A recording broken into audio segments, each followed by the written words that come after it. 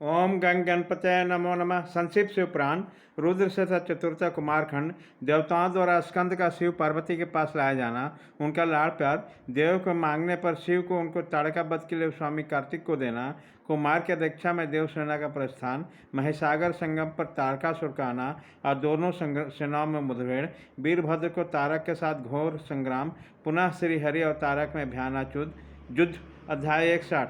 वंदे बंदम तुष्टम मानव संप्रति प्रेम प्रियम प्रेमपदम पूर्णम पूर्णकरम परपूर्ण निखिल ईश्वर वासम शिवम सत्यम सत्यमयम तिरुसत्यम विभवम सत्य प्रदम सत्यदम ब्रह्म बहनूर्तम स्वकी कृप्योपाकृतम संकरणम। अर्थात बंधन करने से जिनका मन प्रसन्न हो जाता है, जिन्हें प्रेम अत्यंत प्यारा है, जो प्रेम प्रदान करने वाले पूर्णानंदमय भक्तों के अभिलाषा पूर्ण करने वाले संपूर्ण ऐश्वर्यों के एकमात्र आवास स्थान और कल्याणमय स्वरूप हैं। सत्य जिनका श्री विग्रह है, जो सत्यमय है, जिनका ऐश्वर्य त्रिकाल बाधित है, जो सत्य प्रदेत एवं सत्य प्रदाता है, ब्रह्मा और विष्णु जिनकी स्तुति करते हैं, स्वेच्छानुसार शरीर धारण करने वाले उन भगवान शंकर की मैं वंदना करता हूँ। देवताओं ने पूछा, देवताओं का मंगल करने वाले देव परमात्मा शिव तो सर्वसमर्थ है। आत्माराम होकर भी जिस पुत्र की उत्पत्ति के लिए पार्वती के साथ विवाह किया, उनका यह पुत्र किस प्रकार उत्पन्न हुआ तथा तारकासुर पर वध कैसे हुआ? ब्राह्मण, मुझ पर कृपा करके ये सारा वृत्तांत पूर्ण रूप से वर्णन कीजिए। इसके उत्तर में ब्रह्मा जी ने कथा प्रसंग सुनाकर कुमार के गंगा में उत्पन्न होने तथा कृतिक आदि 6 स्त्रियों द्वारा उनके पाले जाने, उनके 6 को संतुष्टि के लिए 6 मुख धारण करने और कृतिकाओं के लिए पाले जाने के कारण उनका नाम कार्तिकेय नाम होने की बात कही। तदंतर उनके शंकर गिरिजा की सेवा में ले जाने की कथा सुनाई। फिर ब्रह्मा जी ने कहा, भगवान शंकर ने कुमार को गोद में बैठाकर अत्यंत स्नेह किया। देवताओं ने नाना प्रकार के पदार्थ विद्याएं, शक्ति और शस्त्र प्रदान किए। पार्वती के हृदय में प्रेम समाता नहीं था, जिन्होंने हर्षपूर्वक मुस्कुराकर कुमार को परमोत्तम ऐश्वर्य प्रदान किया, साथ ही चिरंजीवी भी बना दिया। लक्ष्मी ने दिव्य संपत्ति तथा एक विशाल मनोहर हार अर्पित किया। सावित्री ने प्रसन्न होकर सारी सिद्ध विद्याएं प्रदान की। मुनि श्रेष्ठ, इस प्रकार वहाँ महोत्सव मना गया। सभी के मन प्रसन्न थे। विशेषतः शिव और पार्वती के आनंद का पार नहीं था। इसी बीच देवताओं ने भगवान शंकर से कहा, प्रभो, ये तारकासुर कुमार के हाथ में ही मारा जाने वाला है, इसलिए पार्वती परिणय तथा कुमारोत्पत्ति आदि उत्तम चरित्र घटित हुआ। अतः हम लोग के सुखार्थ उसका काम तमाम करने के हेतु कुमार को आज्ञा दीजिए। हम लोग आज यहाँ शस्त्र सुसज्जित होकर तारों को मारने के लिए रण यात्रा करेंगे।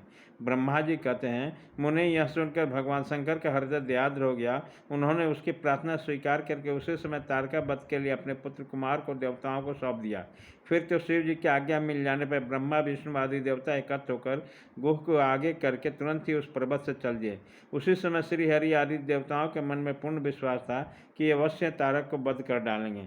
वे भगवान शंकर के तेज से भावित हो कुमार के सेनापतित्व में तारक का संहार करने के लिए रण क्षेत्र में आए। उधर महाबलिक तारक ने जब देवताओं के युद्धोद्योग सुना, तब वह विशाल सेना के साथ देवों से युद्ध करने के लिए तत्काल ही चल पड़ा। उनके इस विशाल वाहिनी को देखकर देवताओं को परम विस्मय हुआ। फिर तो बलपूर्वक बारंबार सिंहनाद करने लगे। उसी समय तुरंत ही भगवान शंकर की प्रेरणा से विष्णु आदि संपूर्ण देवताओं के प्रति आकाशवाणी हुई। आकाशवाणी ने कहा, देवगण, तुम लोग जो कुमार का नायक तत्व में युद्ध करने के लिए उद्यत हो, इससे तुम संग्राम में दैत्यों को जीतकर विजयी हो गए। ब्रह्मा जी कहते हैं, मुने इस आकाशवाणी को सुनकर सब देवताओं को उत्साह बढ़ गया और उसका भय जाता रहा। वे विरोचित गर्जना करने लगे। उसकी युद्ध कामना बलवती हो गई। ये सब के सब कुमार को अग्रणी बनाकर बड़ी उतावली के साथ महिसागर संगम को गए। उधर बहुसंख्यक असुरों से घिरा हुआ वह तारक भी बहुत बड़ी सेना के साथ शीघ्र वहाँ धमका, जहाँ से वो सभी देवता खड़े थे। उस असुर के आगमन काल में प्रलयकाली मेघों के समान गर्जना करने वाले रणभेरिया तथा अन्याय कर्कश शब्द करने वाले रणबाद बज रहे थे। उसी समय तारकासुर के साथ आने वाले दैत्य ताल ठोककर गर्जना कर रहे थे। उनके पदघात से पृथ्वी कांप उठती थी। उस अत्यंत भयंकर कोलाहल को सुनकर भी सब देवता निर्भय ही बने रहे। वे एक साथ मिलकर तारकासुर से लोहा लेने के लिए डटकर खड़े हुए। उसी समय देवराज इंद्र कुमार को गजराज पर बैठाकर सबसे आगे किए थे। वो लोग पालों से घिरे हुए खड़े थे। उसके साथ देवताओं की महती सेना थी। तत्पश्चात कुमार ने उस गजराज को तो महेंद्र को ही दे दिया। वह स्वयं एक ऐसे विमान पर आरूढ़ हुए जो परमाश्चर्यजनक तथा नाना प्रकार के रत्नों से सुशोभित था। उसी समय विमान पर सवार होने से सर्वगुण संपन्न महायशस्वी शंकर पुत्र कुमार उत्कृष्ट शोभा से युक्त सुशोभित होने लगे। उस पर परम प्रकाशमान चौवर डुलाए जा रहे थे। इसी बीच बलाभिमानी महावीर देवता दैत्य क्रोध से विह्वल होकर परस्पर युद्ध करने लगे। उसी समय देवताओं और दैत्यों में बड़ा घमासान युद्ध हुआ। क्षण भर में सारी रणभूमि रुंड मुंड से व्याप्त हो गई। तब महाबली तारकासुर बहुत बड़ी सेना के साथ देवताओं को युद्ध करने के लिए बेरपूर्वक आगे बढ़ा।